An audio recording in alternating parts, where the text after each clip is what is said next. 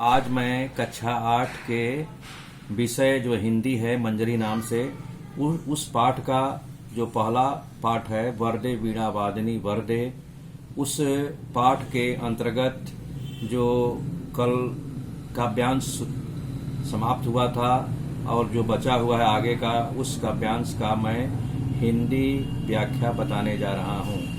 ये देखिए, जैसे नवगति नव से लेकर के वरदे। अब देखिए, अगर इस काव्य का अगर व्याख्या लिखने को आएगा तो सबसे पहले संदर्भ लिखेंगे। देखिए, जैसे प्रस्तुत काव्य पंक्तियां हमारी पाठ्य पुस्तक मंजरी, ठीक है, हिंदी के वरदे वीणा वादिनी वरदे नामक पाठ शीर्षक से लिया गया है। इसके रचयिता पंडित सूर्यकांत त्रिपाठी निराला हैं। ठीक है। अब प्रसंग में लिखेंगे, महाप्राण निराला भारत के रहने वाले सभी लोगों में नई सोच का संचार करने के लिए प्रेरित करते हैं। अब शब्दार्थ देख लीजिए। वैसे परीक्षा में शब्दार्थ लिखना जरूरी नहीं होता है, लेकिन यहाँ हम आप लोगों को पढ़ा रहे हैं, समझा रहे हैं, इसलिए बता दे रहे हैं।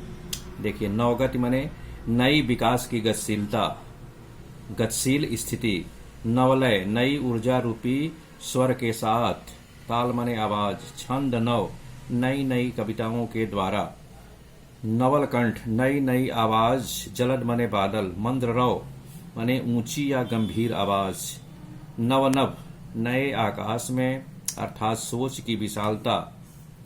विहग पक्षी वृंद माने समूह।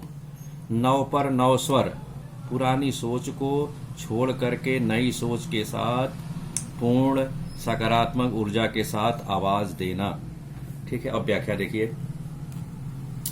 प्रस्तुत काव्य में महाप्राण निराला भारतवर्ष के सभी रहने वाले लोगों में देश की स्वतंत्रता के लिए मां सरस्वती से कई तरह के वर मांगते हैं।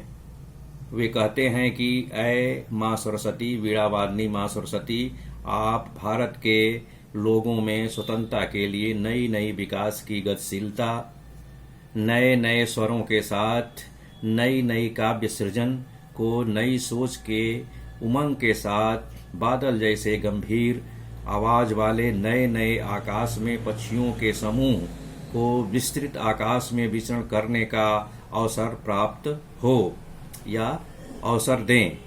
अर्थात जिस प्रकार पक्षियों को पिंजड़े में बंद कर देने से उन पक्षियों को उतनी खुशी नहीं मिलती है जितनी उनको पिंजड़े से मुक्त करके आकाश में विचरण करने का अवसर देने पर होती है।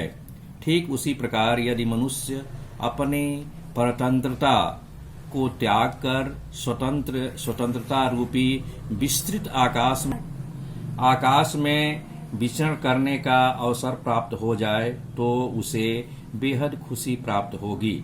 इसीलिए कवि वीणावादिनी मां सरस्वती से अपने देशवासियों के लिए वर मांगते हैं। अब आप लोग टिप्पणी देखिए। प्रस्तुत काव्य में संस्कृत निष्ठ तत्सम शब्दों की बहुलता है, अर्थात संस्कृत निष्ठ शब्दों का बहुत ही सहजता सरलता के साथ प्रयोग किए हैं।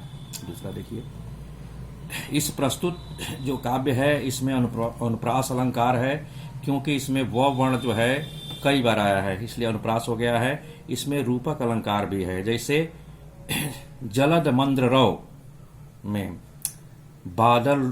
बादल रूपी गंभीर आवाज। ठीक है, रूपक अलंकार इसमें हुआ है। मंद्र रव में का प्रयोग बड़ा ही सहज ढंग से महाकवि निराला ने किया है।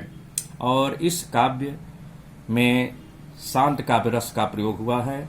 और इसमें अगर गुणों की दृष्टि से देखा जाए तो इस काव्य में माधुर्य नामक काव्य गुण का प्रयोग महाप्राण निराला ने बड़ी ही सहजता और स्वाभाविकता के साथ किया है। अब मैं नेक्स्ट वीडियो में आप लोगों से मिलूंगा।